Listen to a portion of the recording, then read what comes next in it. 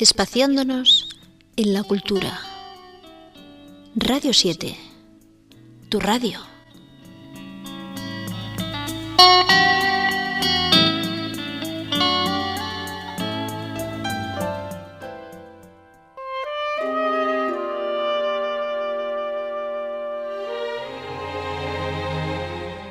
¿Qué tal, amigos? El tema que hoy vamos a plantear es precisamente y directamente relacionado con el tema de la comunicación. ¿Por qué? Pues porque consideramos que es necesario. La mayoría de las personas, y usted no es una excepción, por supuesto, o tú no eres una excepción, pues sentimos que no se nos escucha lo suficiente y que no podemos hablar tanto como quisiéramos. El ritmo acelerado de la vida moderna agrava más aún esta frustración. Las máquinas, por desgracia, van sustituyendo poco a poco al hombre en todos los lugares del mundo, pues ya hay máquinas que despachan billetes de autobús, distribuyen bebidas, sándwich, calculan la cantidad que tiene usted depositada en el banco, otras le informan sobre el estado del tiempo y de la humedad, y ya incluso hay en varios hospitales máquinas que simplemente con proporcionarles una muestra de sangre son capaces de diagnosticar con un 90% de probabilidades de acierto su estado de salud. El límite imaginable de esta sustitución del hombre por la máquina permitiría, por ejemplo, pues que una persona soltera viviera en una gran ciudad sin pronunciar más que unas cuantas palabras en todo el día, ya que su trabajo no le exigiría comunicación alguna con otras personas. Por desgracia, esta es la grandísima paradoja de nuestra época. En pleno siglo de las comunicaciones, resulta más fácil establecer contacto entre México y Madrid que entablar una conversación con nuestro vecino que vive puerta con puerta en el mismo piso o quedarse charlando en la sobremesa con nuestros hijos. Tenemos que aprender a escuchar. Podríamos clasificar a las personas en este tema que estamos hablando en dos grupos. Una que dice frases como la siguiente: no me da tiempo, o me está haciendo perder el tiempo, o nunca tengo tiempo para hacer lo que quiero. Esto es lo que exclaman muchas personas que, siempre deprisa y nunca a disposición de los demás, no les alcanza el día para nada. Por el contrario están los otros, quienes se niegan a dejarse arrastrar por este torbellino. Son los que con resolución declaran que no van a seguir la corriente. Estos exigen paradas, pausas, en pocas palabras, tiempo para comunicarse, para hablar con sus semejantes. Y pronuncian frases como las siguientes: déjeme que le explique. Bebamos un refresco, tomemos un refresco y así haremos tiempo durante el cual podamos hablar. Deme tiempo para respirar, para expresarme. Son frases que suelen decir este segundo grupo de personas. Pues entre estas dos categorías de personas hay un abismo que no se llena sino cuando las circunstancias obligan a los primeros, los que dicen no me da tiempo, a ponerse en el lugar de los segundos. Y cuando el avaro de su tiempo tiene de repente que mendigar el tiempo de los demás. ¿Cuenta él entonces con la lucidez de reconocerse en esos amigos que lo reciben en la oficina con un ¿qué te has hecho, hombre? ¿Cómo estás? Y él, distraído y desatento, contesta: me voy, tengo mucho que hacer, llámame por teléfono.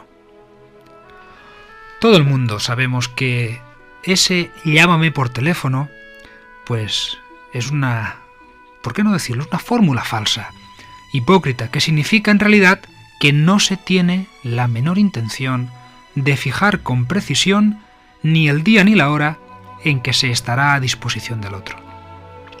Sin embargo, muchísima gente, pues, la hemos empleado. Pero existen otras frases muy parecidas.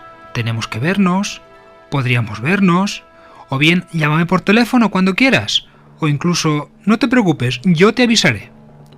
La persona que use con mucha frecuencia estas fórmulas vagas cuando otros recurren a ella, se dará cuenta en la situación inversa hasta qué punto son desalentadoras para quien pide a otro un poco de atención de comprensión o simplemente de amistad. Trate siempre que pueda de manifestar que está a disposición de los demás. La mayor parte de los que se dicen agobiados por el trabajo son personas a las que o bien falta organización o simplemente son egoístas. Al hablar por teléfono detrás de su escritorio, en la calle, en un gran supermercado, en la tienda, trate de hacer a un lado sus propios problemas para interesarse por los de su vecino, los de un amigo, los de un pariente o los de un compañero de trabajo.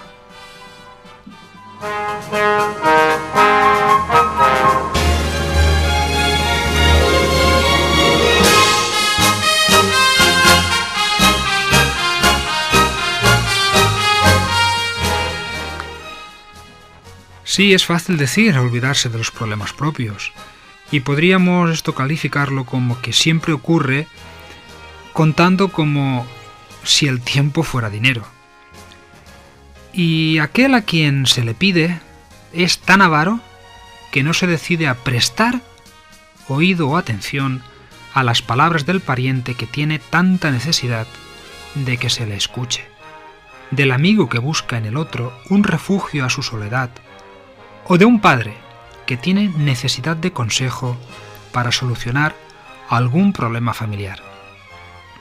Y sin embargo, en el momento en que el solicitante se marcha, con su pena, sus complicaciones familiares, sus dificultades profesionales o sencillamente su angustia, su vacío, y ante el convencimiento de haber frustrado una confidencia, el interlocutor comprende con remordimiento la magnitud de su egoísmo, la barrera que acaba de levantar entre él y su prójimo.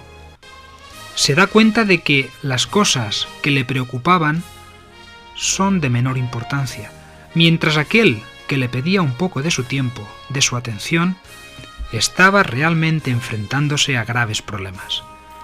Les sorprenderá su propia actitud, pero ya será demasiado tarde. Se asombrará de haber considerado más importante no hacer esperar a su secretaria, que le traía a firmar unas cartas, o de no haber aplazado una cita con su mujer para ir al cine, o tal vez con su peluquero. Esto era más importante que la confidencia de ese amigo en desgracia. Pero claro, hay que excusarse. Y entonces se consolará diciendo, ya tengo yo mis propios problemas, como para que además tenga que ocuparme de los problemas de mi vecino. ¿Qué hará pues aquel amigo?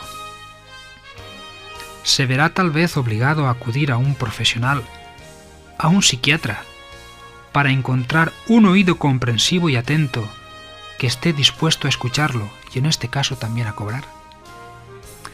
Confiemos en que no se llegue a este punto, pues estos profesionales saben que esa desesperación, a veces extrema, puede llevar al suicidio, una de cuyas causas principales es la sensación de aislamiento que muchos jóvenes o ancianos experimentan en el seno de las grandes ciudades modernas. Por lo cual, tenemos que saber comunicarnos, porque comunicarse es, ante todo, abrirse a los demás, abrir los ojos a lo que nos rodea y a los que nos rodean. Significa también tener un espíritu curioso y no conformista, y siendo así, podremos conversar, es decir, entablar un auténtico diálogo con nuestro interlocutor. Para ello, es fundamental saber escuchar y después saber expresarse. Así pues, debe adaptar su lenguaje al de los demás para que le entiendan y para despertar su interés. No olvide que no son solo las palabras las que hablan, sino que su propia actitud, sus gestos, también forman parte del lenguaje. Cuide, pues eso, sus gestos, su manera de sentarse, su manera de andar, su mirada. En cuanto a la conversación, es un arte que exige cortesía y paciencia más que signos de vehemencia.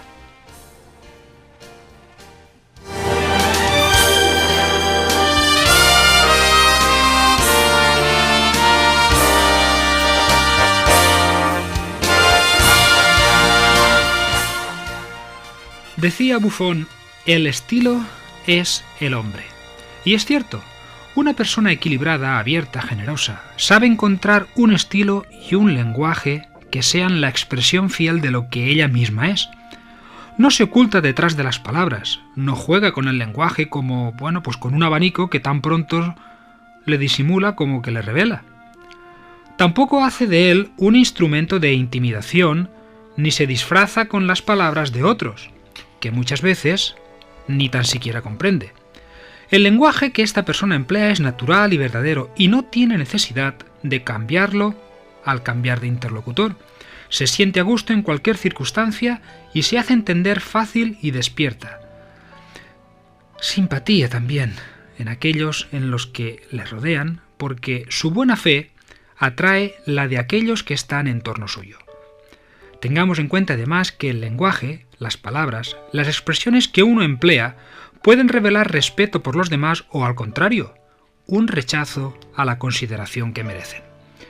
La voz tiene una suma importancia. Es una de esas verdades que, pues conviene subrayar a veces. Si usted habla de manera que no puedan oírle, nadie se enterará de lo que dice. Por eso, cuando tome parte en una conversación, articule con claridad, pronuncie palabras y frases de modo que sean inteligibles para su interlocutor. Resulta muy desagradable verse obligado a forzar el oído para escuchar a alguien. Es exasperante oír hablar a aquellos que mascullan las palabras. Si su voz o su pronunciación dejan que desear, practique el arte de expresarse. Esto le ayudará siempre y le proporcionará un sentido de bienestar. Tampoco olvide que la calidad de la voz influye mucho. Si usted cuenta un chiste, por más gracia que tenga, en un tono monótono y sin inflexiones, aburrirá a todo el mundo. Tenemos que aprender a poner entonación en lo que se dice para dar vida a nuestras palabras. Ciertas afirmaciones demasiado bruscas como «no es cierto», o «es una tontería» o «eso es un absurdo», que su interlocutor recibe como otras tantas bofetadas, anulan toda posibilidad de diálogo. Con la misma facilidad puede decirse «¿no cree usted que...?» o «¿no le parece que...?» O bien incluso decir «me parece que usted está en un error al afirmar esto o aquello. Me parece que este dato no es exacto». Utilizando esta forma de hablar está expresando también su pensamiento, pero sin herir a nadie, sin humillar a la persona con la que discute y demuestra interés en proseguir el diálogo. En cambio, al herir inútilmente al otro, cierra la puerta a una verdadera comunicación.